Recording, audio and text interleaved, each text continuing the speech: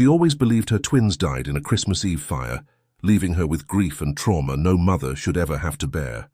But 6 years later, at the airport, she sees something that changes everything. Jane Matthews pulled her car to the side of the deserted road in suburban Colorado. She sat for a moment, hands still gripping the steering wheel, staring at the empty plot of land ahead. 6 years had passed since she'd lost everything on this very spot, but the ache in her chest felt just as fresh as it had been that Christmas Eve night. The morning air was crisp as she stepped out of her car, her boots crunching on the frozen ground. She'd made this pilgrimage every year since the fire, a ritual of remembrance she couldn't bring herself to abandon. The land was barren now, not a trace of the charred Victorian house that once stood there. All the rubble had been cleared years ago, leaving nothing but memories and ghosts. Jane pulled her coat tighter around her body as she walked across what had once been her front yard. This land had been in her family for generations. Her grandparents had built the house, her parents had raised her here, and she had brought her twin daughters home to this very spot. "I should have rebuilt years ago," she whispered to herself, watching her breath form clouds in the cold December air. She stopped at what would have been the center of the house and closed her eyes. The memories came flooding back. The smoke, the heat, the screams. It had been a quiet Christmas Eve, after her husband Royce had divorced her, while she was in the end stages of her pregnancy. She'd had a small gathering with friends that evening, but after they left, she'd fallen asleep in her bedroom and her twin daughters in their nursery. She woke to flames already engulfing half the house. The firefighters had pulled her out, but she remembered struggling against them, screaming for her babies. By the time the fire was extinguished, the nursery was nothing but ash. The twins' bassinet had melted completely, the remains inside too badly burned to be identified through DNA testing. The police and fire department determined that a faulty old heater in the nursery had caused the blaze. Jane took a deep breath, forcing the memories back into their compartment. "They're in heaven now," she murmured to herself, the mantra she'd repeated for 6 years. "There's nothing I can do." The sound of tires on gravel pulled her from her thoughts. Jane turned to see a sleek black SUV pulling up behind her car. A tall man with salt and pepper hair stepped out, his expression concerned but warm. "Thought I might find you here," Robert Nelson said, hands tucked into the pockets of his expensive coat.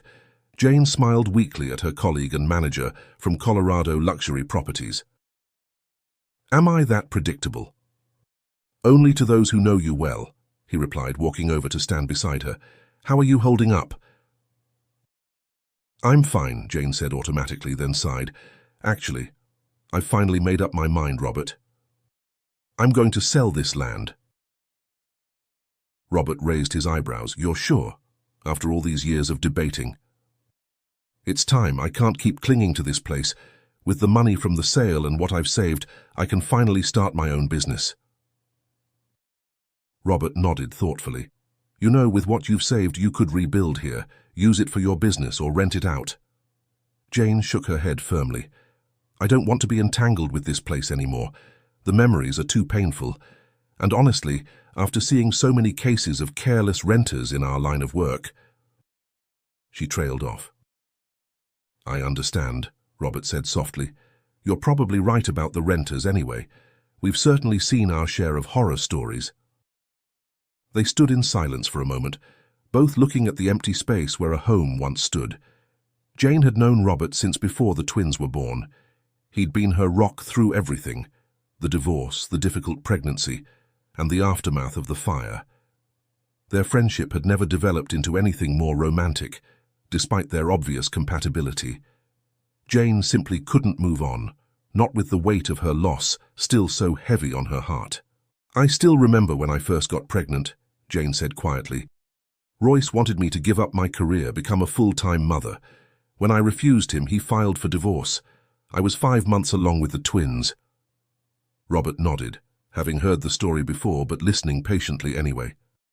"Thank God I signed that prenup and kept my job," Jane continued. "Even with my salary, taking care of twins alone was more expensive than I ever imagined, especially with my medical condition making it impossible to breastfeed. Those specialty formulas cost a fortune." "You did the right thing," Robert assured her. You stood your ground, kept your independence. That's the Jane I've always admired." Jane smiled gratefully at him. "So I'll get the paperwork started on selling this place. Can you have the team prepare the advertising materials?" "Of course," Robert said. "I'd handle it personally, but I'm actually heading out of state today, visiting a high-end property in Utah for a client." "Today? You didn't mention that," Jane said, surprised. "Last-minute thing. I'll be gone for 3 days, part work, part unwinding. It's been a hectic few months." He hesitated, then added with a casual tone that didn't quite mask his hopefulness, "You could come with me, you know. Might do you good to get away for a few days." Jane started to automatically decline, then stopped herself. Maybe a change of scenery was exactly what she needed after making this decision. "You know what? I think I will. It has been a long time since I've been anywhere. I could help with the client meeting too."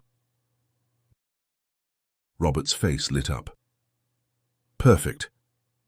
We can meet at the airport in 2 hours. Flight leaves at noon." "I'll be there," Jane promised. Robert checked his watch. "I should get going. Need to finish packing." "Wait, you came all the way out here even though you're traveling today?" Jane asked. Robert shrugged. "You said you wanted to meet about the property. It was important to you." "I could have rescheduled if I'd known." "Don't worry about it," he said with a warm smile. "Pack light, wear something comfortable. We'll still be meeting the client tomorrow." They walked back to their respective cars, and Jane felt a weight lifting from her shoulders. Perhaps this decision to sell, to finally let go, was the first step toward healing. "I won't be late," she called to Robert as she opened her car door. "I know you won't," he replied with a smile, before getting into his SUV and driving away. Jane looked back at the empty lot one last time before starting her car. 6 years of grief and indecision, finally coming to an end. It was time to move forward. Jane's apartment was quiet as she moved methodically through her packing routine. The modern one-bedroom in downtown Denver was a far cry from her family home, minimalist, functional, and without many personal touches, just like her life had become since the fire. She pulled a small suitcase from her closet and laid it open on her bed. 3 days in Utah. Business casual for the client meeting, comfortable warm clothes for travel. She packed efficiently, her mind still processing her decision to sell the land.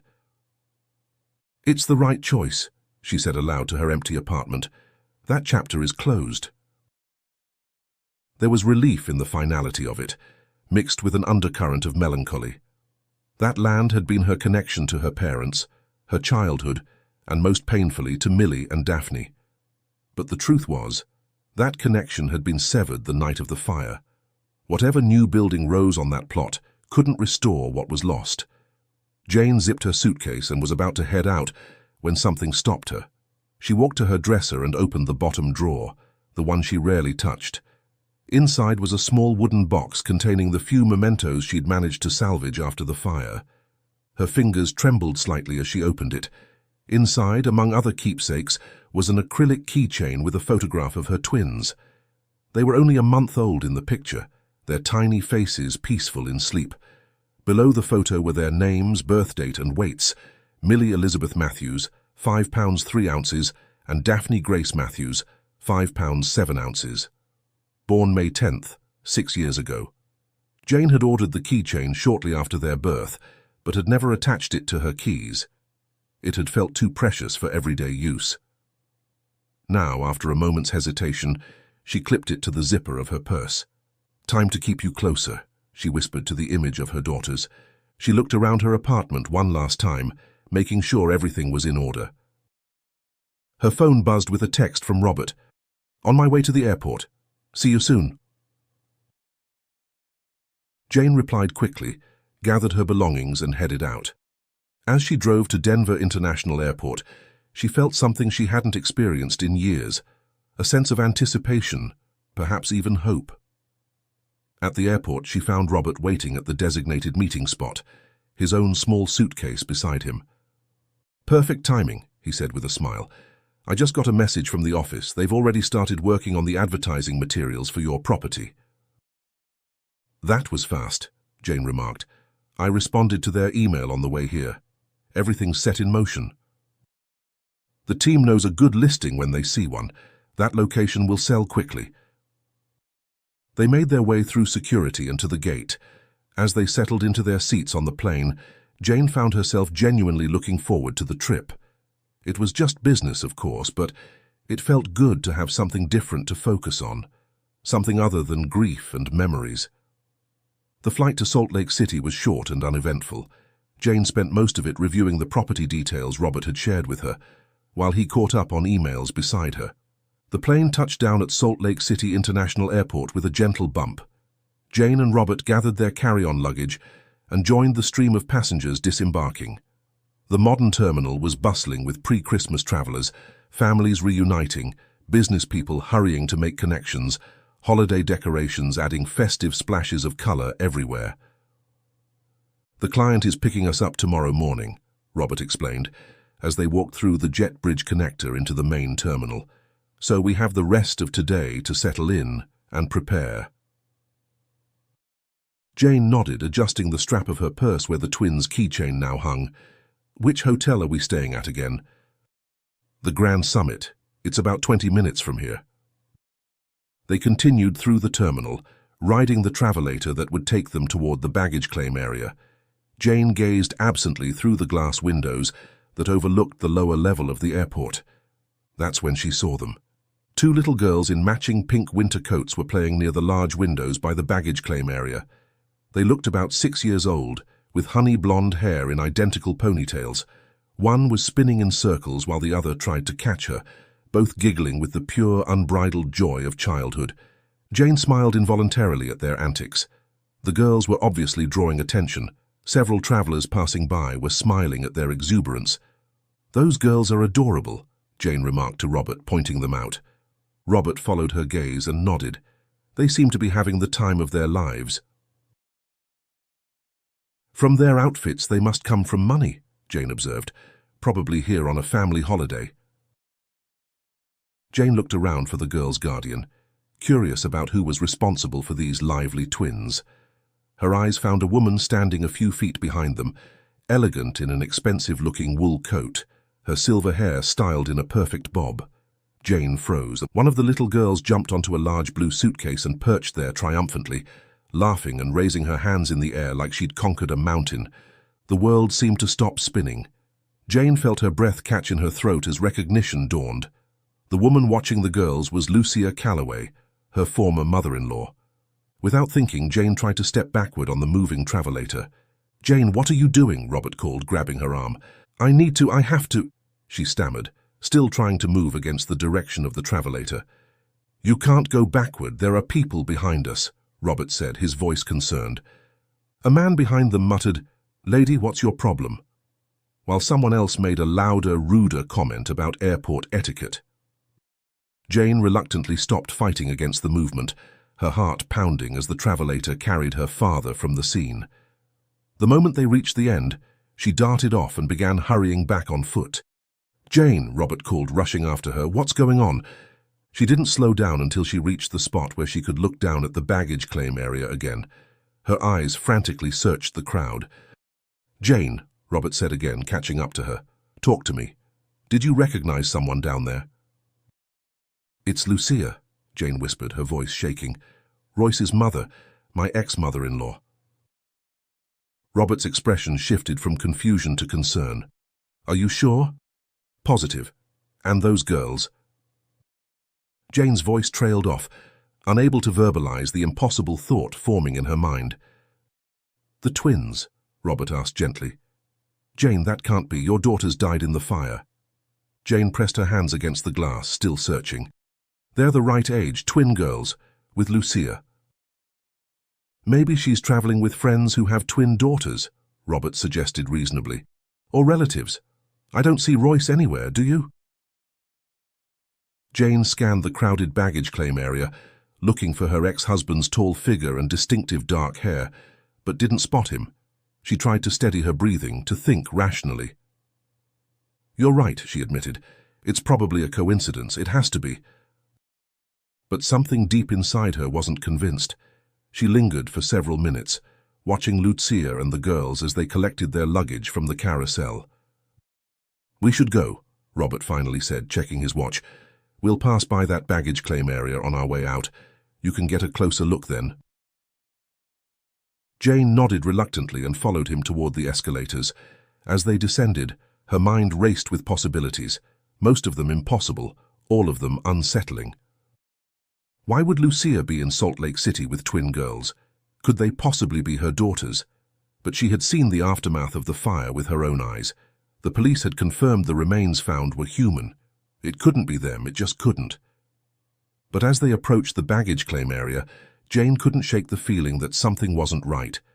She was determined to get a closer look at those girls, perhaps even speak to Lucia, no matter how uncomfortable that encounter might be. By the time Jane and Robert reached the baggage claim area, the spot where she had seen Lucia and the twin girls was empty. Jane felt a mixture of disappointment and relief. Part of her desperately wanted confirmation, while another part feared what that confirmation might mean. "They must have moved on," Robert said, glancing around the busy area. Jane wasn't ready to give up. "Let's check near the exits. They might be waiting for transportation."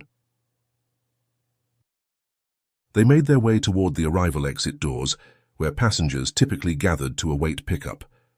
The crowded area made it difficult to spot anyone in particular, but then Jane caught a glimpse of pink, the distinctive coats of the twin girls. They were standing in line near the doors, Lucia beside them checking her phone. "There they are," Jane whispered to Robert, her heart racing. "I need to talk to her." "Jane, are you sure that's a good idea?" "I have to know, Robert. I'll just say hello, be polite. Maybe get a closer look at the girls." Before Robert could protest further, Jane was already making her way toward Lucia. As she approached, Lucia looked up from her phone and spotted her. The recognition was immediate. Lucia's perfectly maintained face shifted from neutral to tense in an instant. "Lucia," Jane said, forcing a smile, "what a surprise seeing you here." Lucia's lips tightened into what barely passed for a smile. "Jane, how unexpected." An awkward silence stretched between them. The twins had stopped their playing and were now staring curiously at Jane, their identical faces showing innocent interest in this stranger who knew their grandmother. "How have you been?" Jane asked, trying to sound casual, while her eyes darted repeatedly to the girls. "Well enough," Lucia replied coldly. "What brings you to Salt Lake City? I thought you never left Denver." "Business trip with my manager," Jane explained, gesturing vaguely behind her where Robert stood at a distance. "We're meeting a client tomorrow about a property." "Still at that real estate company, then?" Lucia's tone managed to make Jane's career sound like a regrettable hobby. "Yes, still at Colorado Luxury Properties. It's going well." Lucia's eyes narrowed slightly. "How nice that your career continues to be so fulfilling, especially during the holiday season. Most people would be home with their families a week before Christmas." The barb was deliberately aimed at Jane's childlessness, and it struck its target. Jane felt a flash of anger, quickly followed by confusion. If Lucia knew about the fire, why would she make such a cruel comment? "Actually, Lucia, I'm surprised you never reached out after the house fire," Jane said, watching carefully for the older woman's reaction. "Did Royce not tell you what happened?" Lucia's expression remained frustratingly unreadable. "Fire? What fire?"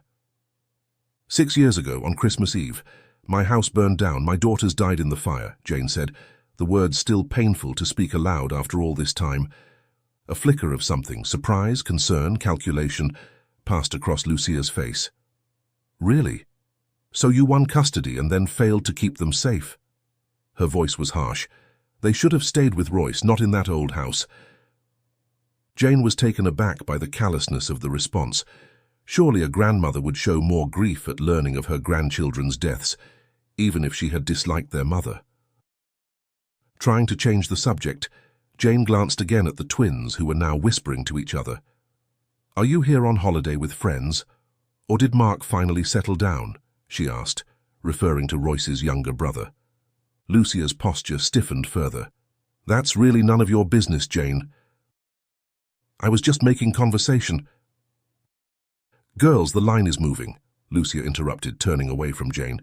"We need to go." The twins obediently gathered closer to their grandmother, still stealing curious glances at Jane. One of them, the slightly taller one, whispered something to the other that made her giggle. Lucia pulled out her phone and began scrolling through it, a clear dismissal. Jane stood there for a moment longer, debating whether to press the issue, but the coldness of Lucia's demeanor made it clear that no more information would be forthcoming. "It was nice seeing you, Lucia," Jane said finally, her voice hollow. Lucia didn't look up from her phone, merely nodding curtly in acknowledgement. Jane reluctantly turned away and walked back to where Robert was waiting, her mind spinning with questions. Lucia's reaction had been strange, to say the least. Both her apparent ignorance about the fire and her lack of grief upon hearing about it didn't make sense. "That didn't go well," Robert observed as Jane rejoined him. "No," Jane agreed, her voice quiet. "It didn't, and something is very wrong."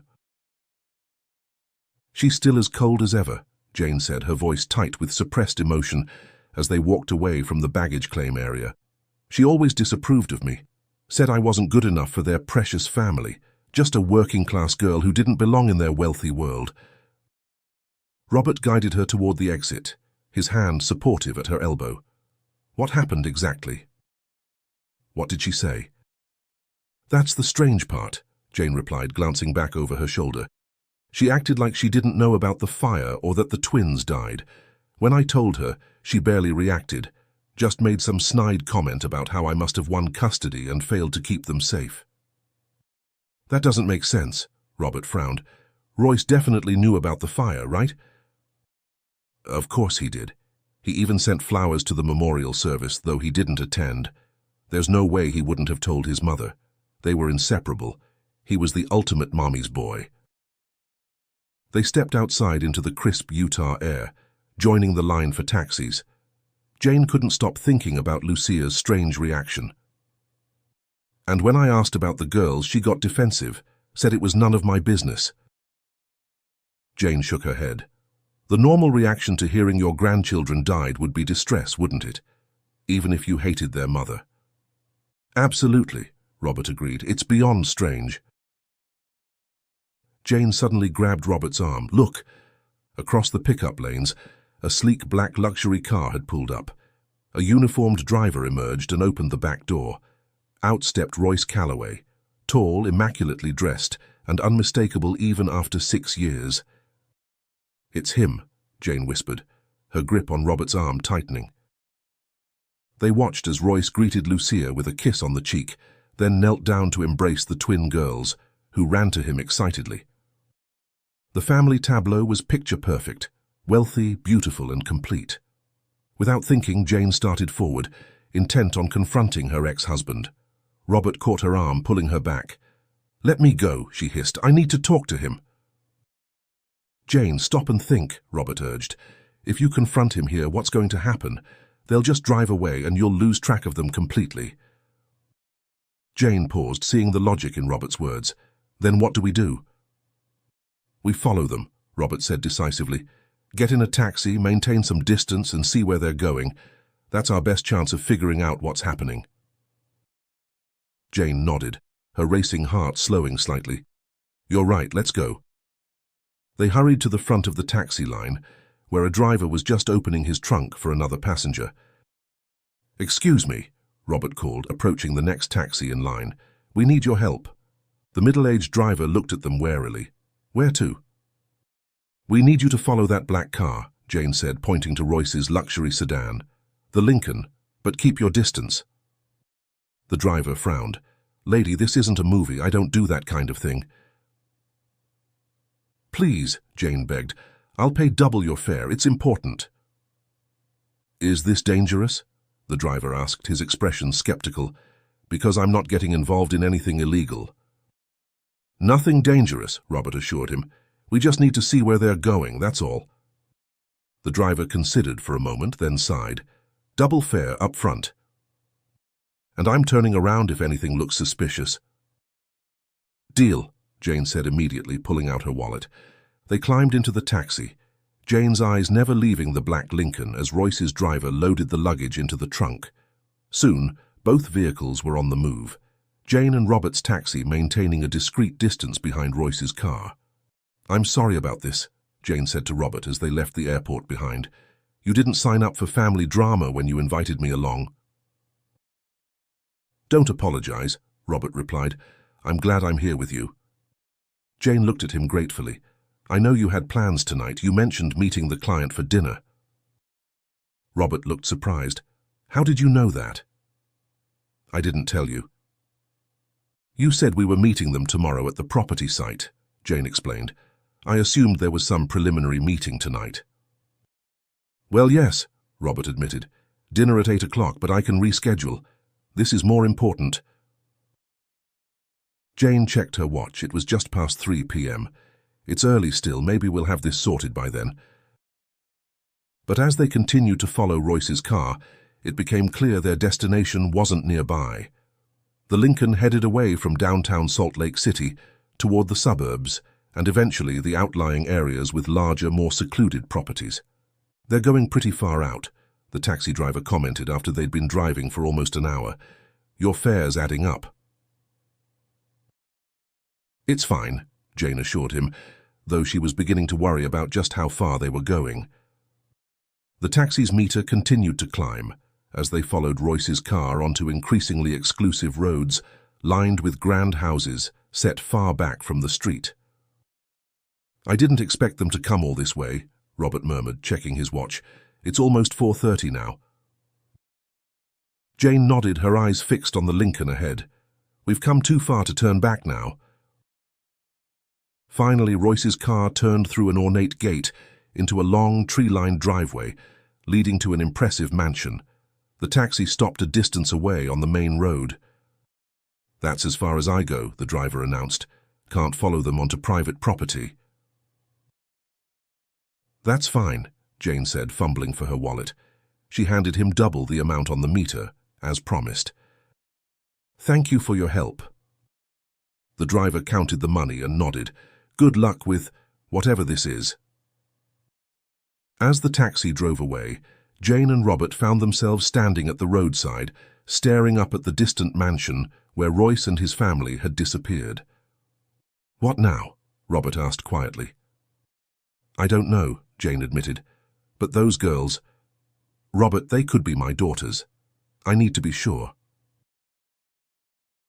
Jane and Robert stood at the edge of the road, partially concealed by the ornamental evergreens that lined the property.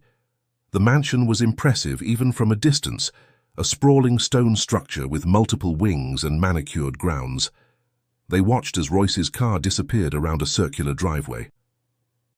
"Should we call the police?" Jane asked, her voice uncertain. "Tell them I believe my daughters might be alive?" "And tell them what exactly?" Robert replied gently. "That you saw two girls who looked like they could be your daughters, with their father and grandmother? We need more than that, Jane." "You're right," she sighed, "but we can't just stand here." As they debated their next move, a white van slowed down on the road and pulled over near them. An older man with weathered features and grey hair climbed out, eyeing them curiously. "You folks lost?" he asked, his tone friendly but cautious. Robert stepped forward, offering a reassuring smile. "Not exactly. We're looking for the Calloway residence," Jane improvised quickly. "Is this it?" The older man nodded. "Sure is. I'm Ed Wilson, the gardener. Mr. Calloway called me in to deliver some special flowers for his daughters. They just got back from boarding school for their holiday break." Jane and Robert exchanged a quick glance. This was an unexpected stroke of luck. "We're from Colorado Luxury Properties," Robert said smoothly, offering his hand. "I'm Robert Nelson, the property manager. We have an appointment with Mr. Calloway to discuss a potential investment." "Bit late in the day for business, isn't it?" Ed remarked, though his tone remained pleasant as he shook Robert's hand. "We're early, actually," Robert continued with the fabrication. "Meeting was supposed to be tomorrow, but we happened to be in the area. Thought we'd check the location first." Ed seemed to accept this explanation. He moved to the back of his van and opened the doors, revealing several large ceramic pots containing exotic-looking flowers with vibrant purple blooms. "These are special order," he explained, carefully lifting one pot. Rare orchid hybrid. Mr. Calloway's daughters love unusual plants. They've got quite a collection in their sunroom. They sound like remarkable children, Jane said, trying to keep her voice steady. Ed nodded enthusiastically. Oh, they are. Those twin girls are smart as whips. Mr. Calloway says they're top of their class at that fancy boarding school in Nevada. How long have they been living there? At the boarding school? Jane asked, trying to sound merely interested rather than desperate for information. Few years now, Ed replied, arranging the pots in a neat row. They live with Mrs. Calloway Sr. most of the time for their education, while Mr. Calloway runs his business from here. Bit unusual, but I guess that's how the wealthy do things. Robert noticed Jane's hands trembling and stepped in smoothly. Need any help with those pots? They look heavy. Wouldn't say no to an extra pair of hands, Ed agreed with a grateful smile. Robert turned to Jane, speaking quietly. I'll go with him, see what else I can find out. You should call the police now. We've got more to go on. Jane nodded, her mind racing. The information from Ed aligned perfectly with her suspicions. The twins lived with Lucia in Nevada, away from Utah, and certainly far from Denver, where anyone might recognize them or question their identity. As Robert helped Ed carry the first pots up the driveway, Jane moved a short distance away, her hand shaking as she dialed 911 on her phone. 911, what's your emergency? Came the operator's voice. I need to report a possible kidnapping, Jane said, her voice dropping to a whisper. I believe my daughters, who I thought died in a house fire 6 years ago, are alive and living with my ex-husband. There was a brief pause. Ma'am, could you please provide your name and location? Jane gave her information and the address of the Calloway mansion, explaining as concisely as she could about seeing the girls at the airport, following them here, and the information from the gardener that supported her suspicions. This is a very serious allegation, the operator said. Are you in a safe location now? Yes, I'm on the public road outside the property. Please stay there. I'm dispatching officers to your location. They should arrive within 15 minutes. Can you stay on the line until they arrive? Yes, Jane agreed, her eyes fixed on the mansion. She could see Robert and Ed making their way back down the driveway for more pots. I'll stay on the line. The next several minutes passed in a blur as Jane answered the operator's questions, while watching Robert help Ed carry the remaining orchids to the house. She could see that Robert was engaged in animated conversation with the gardener, presumably gathering more information. Jane hid behind the large ornamental bush at the edge of the property, keeping the phone line open as instructed, while watching the scene unfold before her. Royce had emerged from the front door to greet Ed the gardener, dressed in expensive casual wear that emphasized his affluent lifestyle. He directed Ed where to place the pots of exotic flowers, paying him generously for the delivery. As Ed arranged the flowers, the twin girls burst through the front door, racing each other across the manicured lawn to examine the new plants. Jane's breath caught in her throat as she got her first clear look at them in the daylight. There was no doubt in her mind now. They had her honey-blonde hair, the same delicate chin, even the way they moved, reminded Jane of herself as a child. Those are my babies, she whispered into the phone, her voice breaking with emotion. The 911 operator acknowledged her words, assuring her that police were en route to the address. Jane watched as Royce turned his attention to Robert, who was making a show of introducing himself as a property manager. From her hiding spot, Jane could see Royce's expression shift from polite interest to confusion and suspicion. Lucia appeared at the doorway, calling for the girls to come inside and unpack their things, but her eyes narrowed when she spotted Robert. I think I saw you at the airport, Lucia said, pointing at Robert accusingly. Royce turned to his mother, brow furrowed. What do you mean?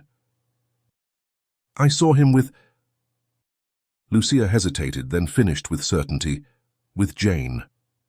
Is this the man you mentioned seeing with Jane? Royce asked, his voice hardening. Lucia nodded firmly. Yes, that's him. Robert tried to deny it. I'm afraid you must be mistaking me for someone else, ma'am. As the group began to close in around Robert, Jane knew she couldn't hide any longer. Steeling herself, she stepped out from behind the bush and walked forward. Everyone turned in surprise at her appearance. The twins stopped their examination of the flowers, staring at her with identical expressions of curiosity. "Enough with the lies, Royce," Jane said, her voice stronger than she felt. "Jane," Royce's face darkened with anger, "what the hell are you doing here?"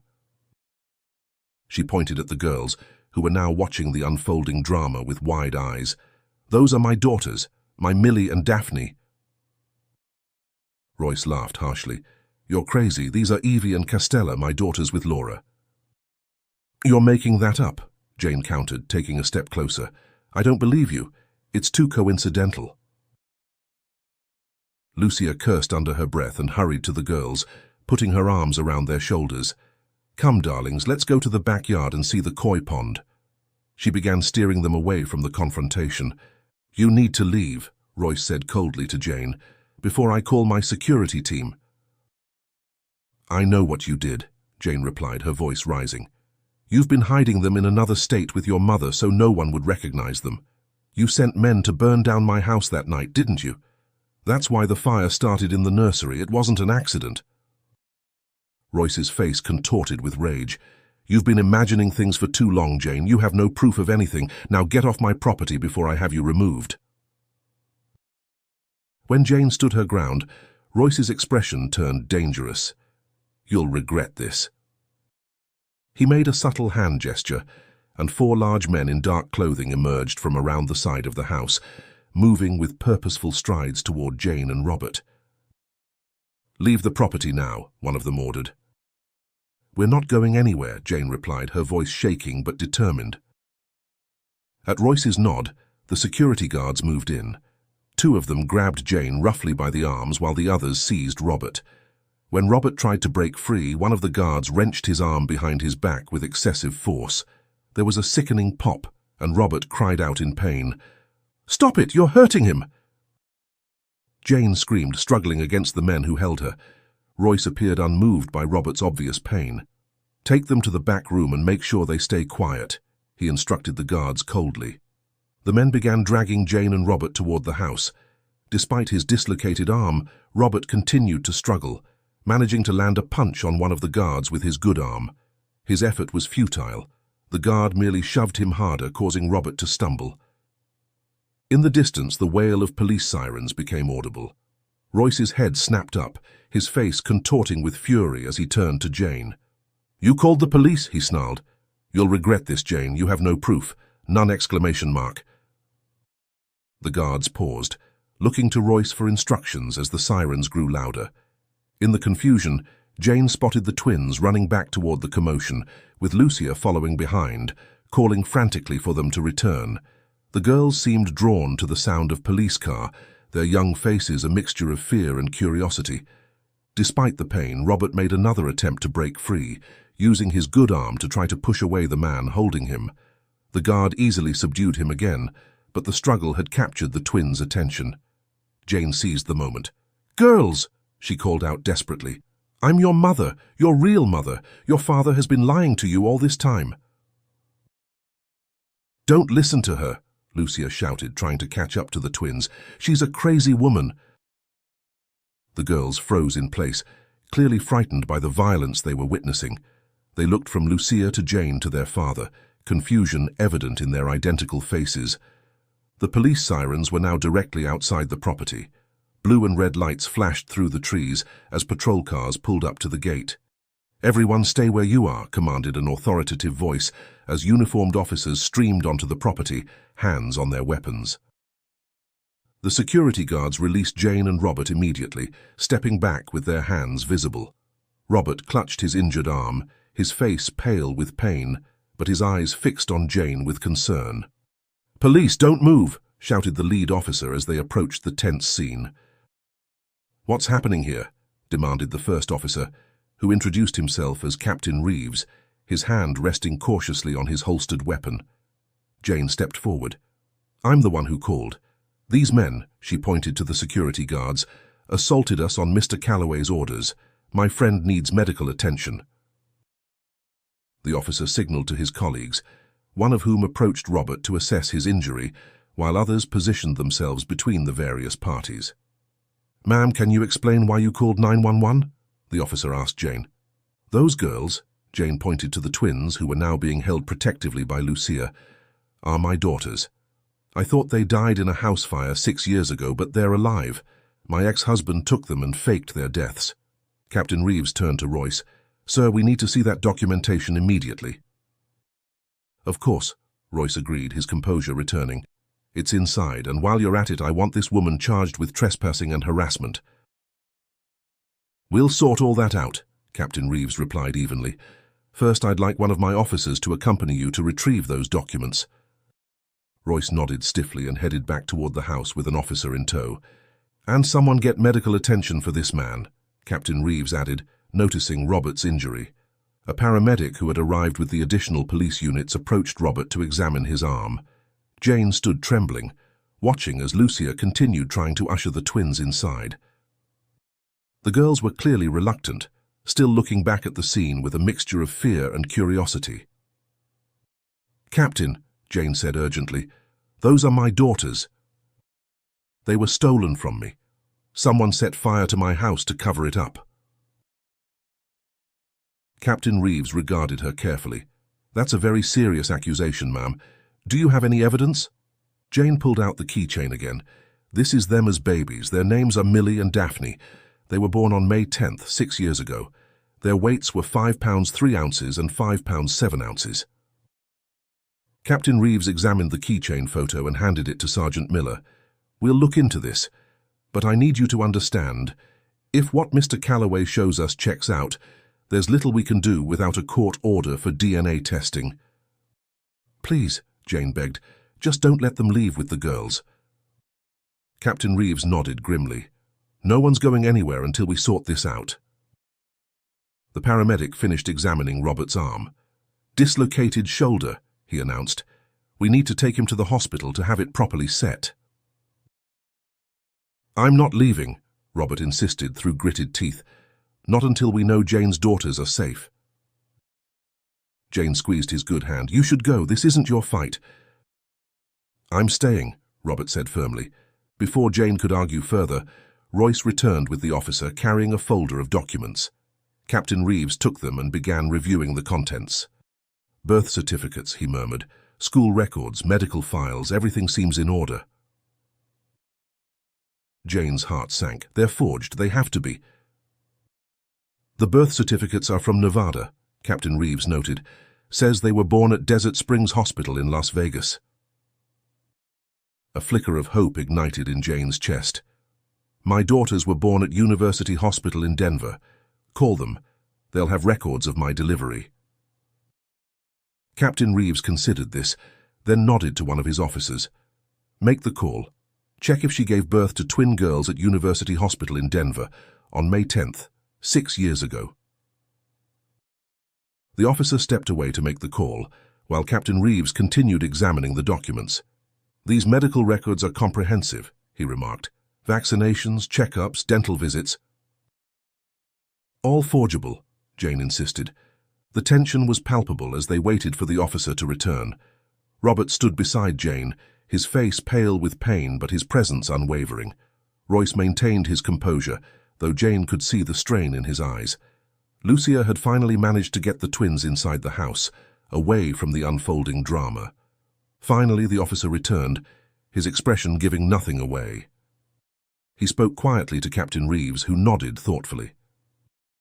"Mrs. Matthews," Captain Reeves said, turning to Jane, "the hospital confirms you gave birth to twin girls on that date." A wave of relief washed over Jane, but it was short-lived. "However," the captain continued, "that doesn't prove these particular children are yours.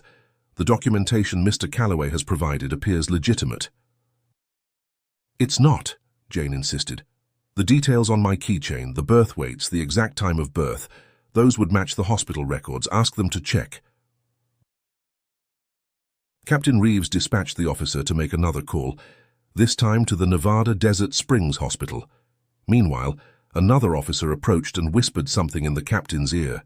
His expression hardened. "Mr. Calloway," he said, turning to Royce, "my officers would like to speak with your security personnel individually." Royce's confident facade cracked slightly. "Why?" Standard procedure when there's been an altercation, Captain Reeves replied smoothly. Also, we'd like to speak with the children, just briefly. Absolutely not, Royce snapped. They're already upset by this circus. Sir, I understand your concern, but... The officer who had made the call to the hospital returned, interrupting with an urgent whisper to Captain Reeves. The captain's eyebrows rose in surprise. Interesting, he said. The birth weights and times on Mrs. Matthews' keychain match exactly with the hospital records in Colorado, but Desert Springs Hospital denied having any patient named Laura Calloway or any birth recorded on that day. He turned back to Royce. Mr. Calloway, can you explain why the birth certificates you provided show the exact same birth weights and times as Mrs. Matthews' daughters, despite supposedly being different children born to a different mother in different hospital? Color drained from Royce's face. There must be some mistake. I don't think so, Captain Reeves said. I think we need to continue this conversation at the station, and we'll need to speak with the children and Mrs. Calloway Sr. as well. Royce's composure finally broke. This is ridiculous. You can't seriously believe her. What I believe doesn't matter, Captain Reeves replied calmly. What matters are facts, and right now the facts aren't adding up in your favor. As if on cue, another officer approached. Captain, we've separated the security personnel for questioning. One of them is requesting to speak with you privately. Says he has information about the situation. Captain Reeves nodded. Bring him over. A visibly nervous security guard was escorted to where they stood. He glanced fearfully at Royce before addressing the captain. Sir, I need protection if I'm going to talk. You'll have it, Captain Reeves assured him. What do you know? The guard took a deep breath. 6 years ago, I was hired to drive another member of our team to a house in Denver. We were instructed to take 2 infants and make it look like they died in a fire. Jane gasped, her hand flying to her mouth. We manipulated the electrical system to cause a fire and planted other remains to fool the investigators. The guard couldn't meet Jane's eyes. I've regretted it every day since. Royce lunged at the guard. You lying... Several officers restrained him immediately. Mr. Calloway, Captain Reeves said severely, you're under arrest on suspicion of kidnapping and conspiracy to commit arson. As Royce was being handcuffed, Jane could only think of her daughters still inside the house with Lucia. The girls, she said urgently, please. Captain Reeves nodded understandingly. We'll bring them out safely, Mrs. Matthews, and we'll arrange for a proper DNA test to confirm what I think we all now know to be true. The next several hours passed in a blur for Jane. The police had secured the mansion, placing Royce in custody and bringing Lucia in for questioning as well. The security guard's confession had broken the case wide open, with another guard subsequently confirming the story under questioning. Jane sat in a small conference room at the Salt Lake City police station, her hands wrapped around a cup of coffee that had long since gone cold. Robert sat beside her, his arm now properly set and in a sling, refusing to leave despite her insistence that he get proper rest. You should be at the hospital, Jane said for the 3rd time. They cleared me to leave, Robert replied patiently. It's just a dislocated shoulder. I'm not going anywhere, Jane. A gentle knock on the door preceded the entrance of Captain Reeves and a woman in professional attire who carried a clipboard. Mrs. Matthews, Captain Reeves said, this is Dr. Wilson from Child Protective Services. She's been speaking with the girls. Jane stood quickly. How are they? Are they okay? Dr. Wilson smiled reassuringly. They're doing remarkably well considering the circumstances. They're confused, of course, but they're resilient. Have you told them? Jane asked, her voice breaking slightly. About me? About what happened? We've explained the situation in age-appropriate terms, Dr. Wilson replied, that you're their birth mother and that there was a misunderstanding that separated you for a long time. Jane nodded, afraid to hope. And what happens now? We've expedited a DNA test, Captain Reeves explained. The preliminary results confirm what we already suspected. You are their biological mother. Jane's knees weakened and she gripped the edge of the table to steady herself. After 6 years of grief and loss, her daughters were alive. They were real.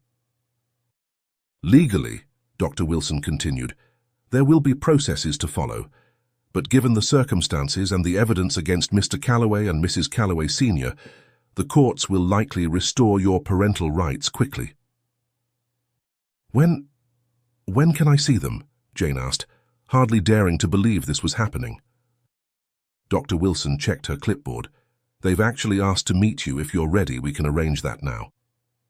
Yes, Jane whispered, I'm ready. I should mention, Dr. Wilson added gently, they still think of themselves as Evie and Costella. Those are the only names they've known. It might be best to use those names initially, until they've had time to adjust. Jane nodded, understanding the delicacy of the situation. Of course. I'll wait here, Robert offered, but Jane shook her head. Please come with me, I need you there. Robert's eyes widened in surprise, but he nodded and stood to join her. They were led to another room, more comfortably furnished with sofas and toys, clearly designed for children. Jane paused at the doorway, her heart hammering in her chest. And there they were, her daughters, sitting side by side on a small sofa, their pink coats now replaced with matching sweaters someone had brought for them. They looked up as Jane entered, their identical faces curious but cautious. Evie, Costella, Dr. Wilson said gently. This is Jane. The lady we told you about. The girls studied Jane intently. One of them, Evie, Jane guessed from her slightly more assertive posture, spoke first. You're our real mum? She asked directly. Jane knelt down to their level, tears blurring her vision. Yes, I am. But you can call me Jane for now if that's more comfortable. The girls exchanged glances, sharing one of those silent communications that twins often develop. We saw the picture, Costella said quietly, pointing to the keychain that the police had returned to Jane. That's us, when we were babies. Jane nodded, carefully removing the keychain from her purse and holding it out to them. Yes, your names were Millie and Daphne then. The girls leaned forward to examine the photo, their expressions serious. I made this for you, Jane continued, gently turning the keychain over to show the back, where she had carefully sewn 2 tiny matching bears. I kept it all these years, even when I didn't know where you were. Costella, who would have been Daphne, reached out hesitantly to touch the tiny bears. You made these? Yes, Jane replied softly. I used to knit little toys for you when you were babies. Like Mr. Buttons? Evie asked suddenly, her eyes widening. Jane's breath caught. Mr. Buttons? My special bear, Evie explained. He's old and patched up. Grandmother says I've had him since I was a baby. He has buttons for eyes. Tears spilled down Jane's cheeks. I made him for you. I made one for each of you. Yours had blue buttons, she said to Evie, and yours had green, she added, turning to Costella. Mine is called Green Bear, Costella said, her voice filled with wonder. I still sleep with him every night. The realization that her daughters had kept the toys she had made them, that they had maintained that fragile thread of connection all these years without knowing it, nearly overwhelmed Jane. The police said our dad and grandmother did bad things, Evie stated matter-of-factly, that they took us from you and lied. Jane nodded, unsure how to respond in a way that wouldn't further traumatize them. They said there was a fire, Costella added, and that you thought we died. That's true, Jane said gently. I was very sad for a long time because I missed you so much. The girls shared another look, seeming to reach a decision. Can we see where you live? Evie asked. Of course, Jane replied. When the police say it's okay, I have a small apartment in Denver. It's not as big as the house you're used to, but we can find a new place if you'd like. With a garden? Costella asked hopefully. I like flowers. Absolutely, Jane promised. With the biggest garden we can find. Dr. Wilson, who had been observing quietly, stepped forward. Girls, Jane and her friend need to talk with the police a bit more. Would it be okay if you go with Officer Martinez to get some ice cream in the cafeteria while they do that? The twins nodded eagerly, sliding off the sofa. As they headed toward the door, Castella suddenly turned back. "Will you be here when we get back?" she asked Jane, a hint of anxiety in her voice. "I'll be right here," Jane assured her. "I promise I won't leave." The girls followed Officer Martinez out, turning back once more to wave at Jane before disappearing down the hallway. When they were gone, Jane finally let herself break down, the emotions of the day catching up to her all at once. Robert moved to her side, putting his good arm around her shoulders. "They're amazing, Jane," he said softly. "Beautiful and bright, just like their mother." Captain Reeves returned a short while later, his expression grave but satisfied. "We've got full confessions from Royce's security team," he reported.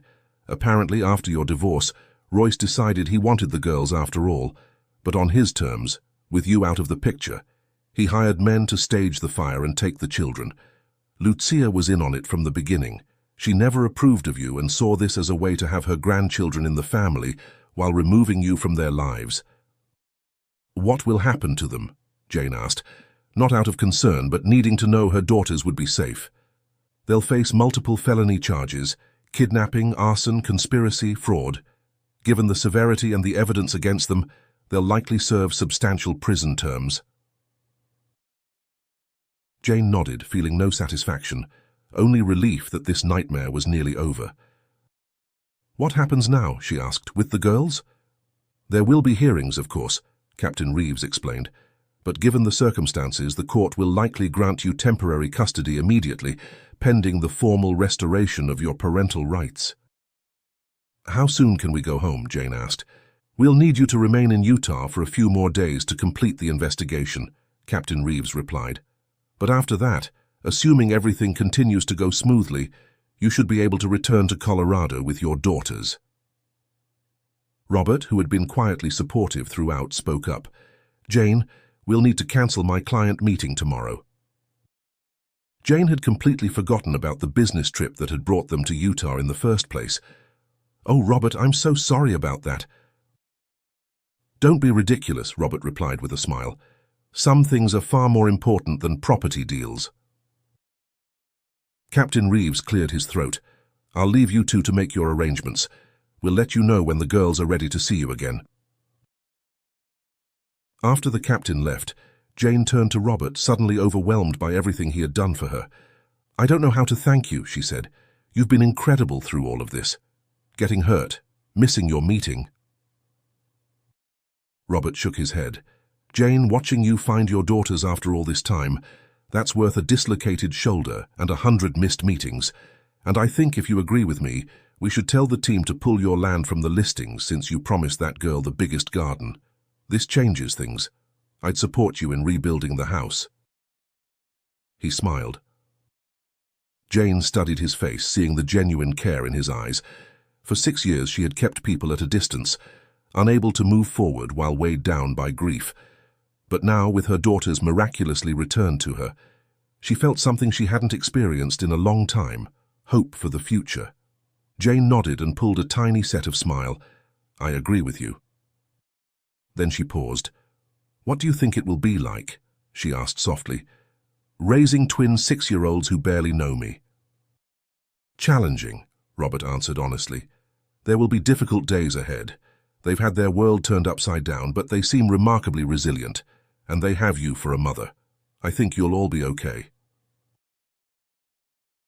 Jane reached out and took his hand. "Will you help us, not just now, but after we go home?" Robert's eyes widened in surprise, then softened with emotion. "Jane Matthews, I would be honored to help in any way I can, for as long as you'll let me." A gentle knock on the door announced the return of Dr. Wilson. "The girls are asking for you," she said with a smile. "They want to know if you'll join them for ice cream." Jane stood, suddenly nervous but eager. "I'd love to." As she headed toward the door, Robert called after her. "Jane, it's going to be okay, better than okay." Jane looked back at him, a genuine smile breaking through her tears. "I know it is. For the first time in 6 years, I really believe that."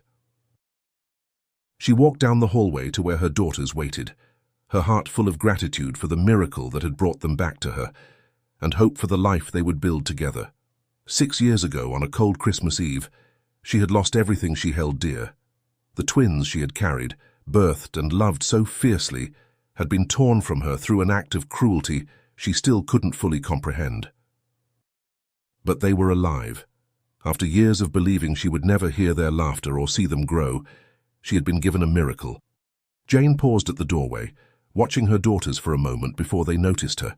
They were beautiful, resilient, and somehow, despite everything, they still carried pieces of the life she had intended for them. The stuffed bears she had made with her own hands had stayed with them all these years, a thread of connection that had never been severed. Jane felt a profound sense of gratitude wash over her. The road ahead wouldn't be easy. These little girls had lived another life, with different names and different memories. They would need time, patience, and professional help to process what had happened to them. There would be questions she couldn't answer, tears she couldn't prevent, and moments of doubt for all of them.